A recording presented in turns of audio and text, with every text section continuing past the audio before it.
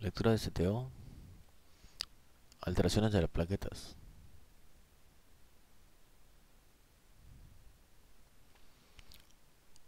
Trombopenia o trombocitopenia. Se considera trombopenia la disminución del número de plaquetas por debajo de aproximadamente 100.000 plaquetas por milímetro cúbico.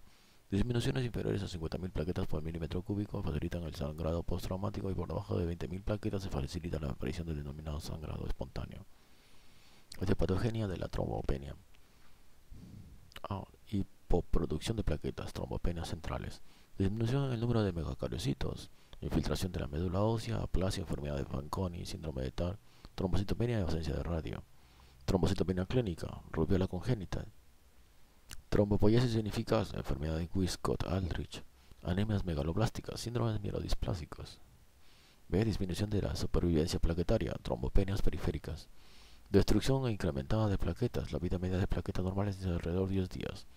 Fármacos: púrpura trombocitopénica idiopática, púrpura posttransfusional, púrpura inmunológica secundaria, sobre todo en el lupus eritematoso sistémico y los linfomas, infección por VIH. Púrpura trombocitopénica inducida por drogas. Produce una destrucción periférica de plaquetas que ocasiona un incremento en la formación de las mismas mediante un aumento del número de megacariocitos. Es la trombopenia habitual encontrada en los adultos. Como fármacos causantes de la trombopenia encontramos heparina, etanol, quinidina, difenilidantoína, sales de oro. Estas dos últimas tienen una duración prolongada a pesar de la suspensión del fármaco, ya que estos fármacos tardan tiempo en eliminarse del organismo.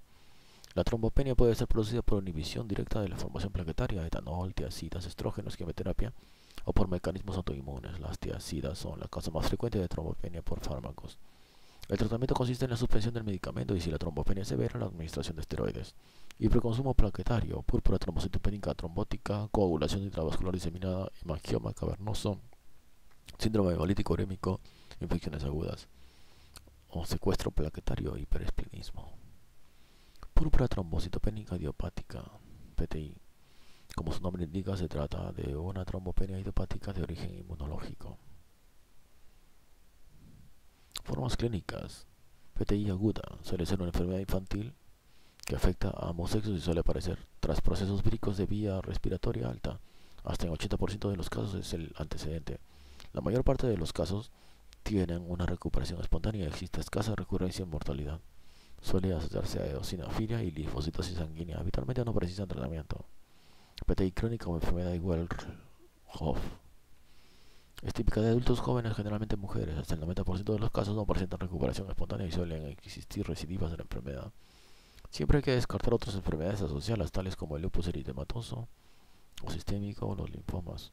Solo en el caso de no encontrarse una causa aparente, una trombopenia inmunológica debe recibir el nombre de idiopática. Patogenia: se trata de la aparición de anticuerpos de tipo inmunoglobulina G sobre la membrana plaquetaria, ya que van dirigidos a antígenos de dicha membrana, tales como las glucoproteínas 1B, 2B, 3A.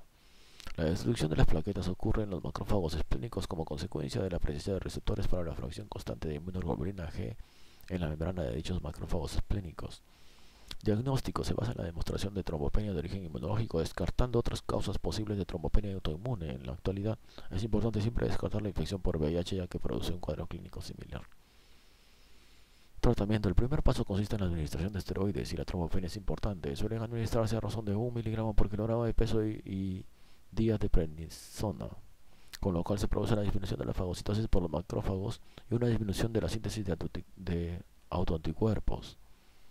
1 miligramo por kilogramo de peso al día de prednisona. A pesar de que se produce una respuesta entre el 70 y 90% de los casos, un porcentaje importante de personas presentan recidiva de trombopenia cuando se disminuye progresivamente las dosis de esteroides.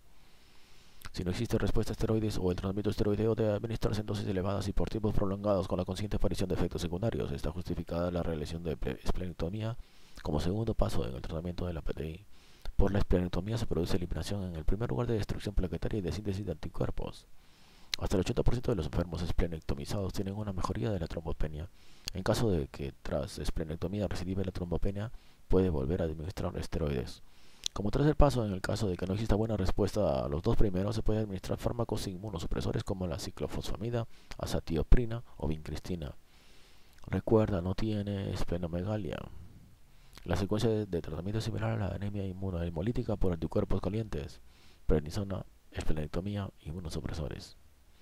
Otros tratamientos, la hemoglobina intravenosa en dosis elevadas realiza un bloqueo de los receptores de la fracción constante de la inmunoglobulina M en los macrófagos esplénicos, con lo cual la plaqueta no puede unirse al receptor macrofágico y no es destruida, ya que la gamma-globulina tiene una vida media corta. Este tipo de tratamiento no es duradero, sin embargo, es el fármaco que consigue un aumento plaquetario más rápidamente. Danazol produce disminución de la destrucción plaquetaria al disminuir la expresión de receptores de la fracción constante de la inmunoglobulina M en la membrana de los macrófagos. Plasmaféresis elimina los autoanticuerpos. 3. Púrpura trombopénica o síndrome de Moshkowitz. PPT. Eso ver en nefrología. Trombocitopatías. Debe sospecharse de una alteración de la función plaquetaria cuando el tiempo de hemorragia se encuentra prolongado y el número de plaquetas es normal. Las trombocitopatías congénitas son trastornos infrecuentes y dentro de los trastornos adquiridos de la función plaquetaria hay que recordar la uremia.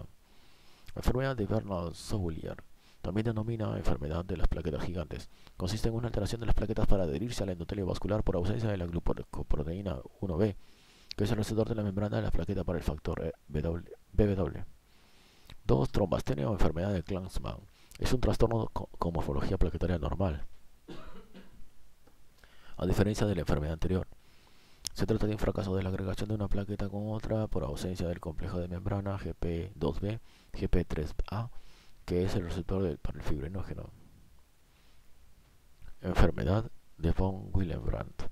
Es la diátesis hemorrágica hereditaria más frecuente. Se debe a anomalías cuantitativas y o cualitativas del factor BW sintetizado en el endotelio y los megacarecitos. Es una glucoproteína que circula en plasma ligada al factor 8 agregante.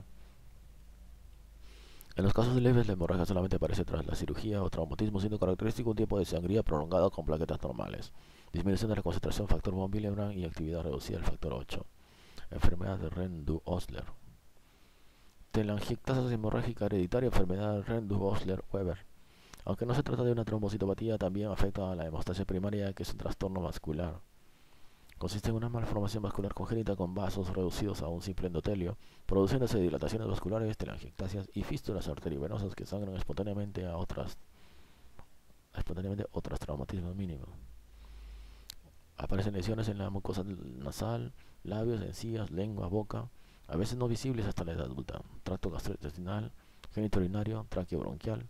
La enfermedad se caracteriza por sangrados múltiples de repetición de todas estas diferentes localizaciones que pueden manifestarse como anemia ferropénica si el sangrado no es aparente.